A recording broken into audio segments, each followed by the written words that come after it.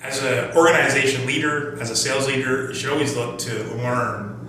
And it's the same thing for sales. I myself have been in sales for 25 years. I'm always looking for new ways to learn and to get better and to think about what's new.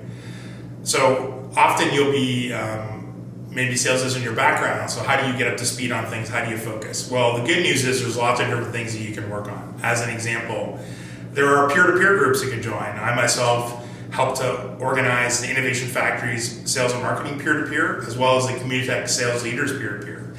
Maybe it's learning online. So even HubSpot, as an example, has lots of really great free resources that are available, not even around the product, just about sales and marketing in general. So there's a course you can take.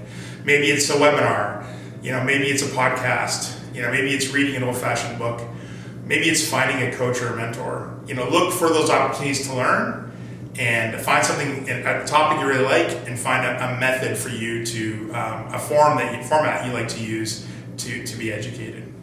For sales success as an entrepreneur, you have to have a plan. Sometimes creating a plan is arduous. It's painful. It takes you away from the day-to-day.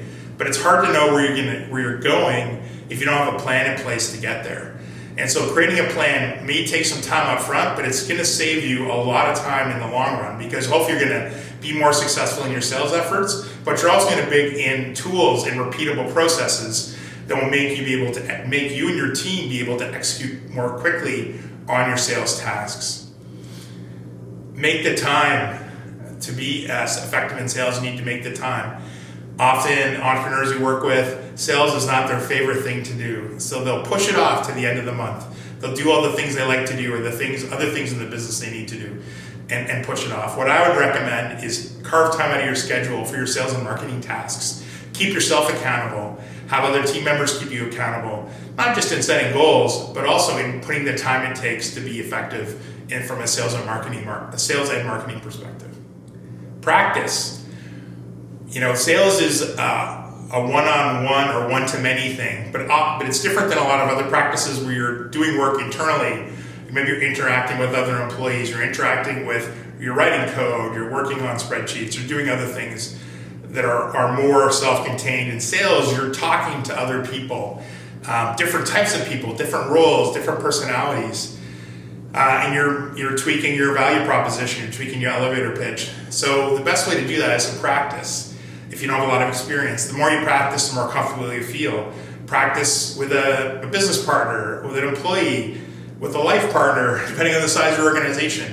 And the more you practice, the more comfortable you'll feel when you're in front of a customer. You're always going to be actually more nervous to present in terms of someone internally, because they know what you're talking about.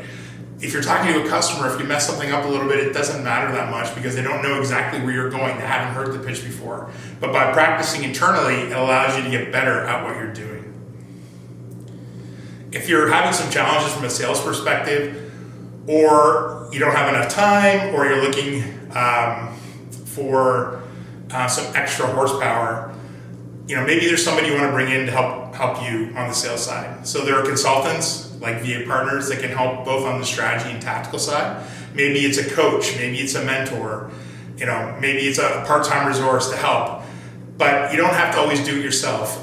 Maybe you want to include other people on the leadership team as part of the sales process. So you spread some of the knowledge and the opportunities across the team.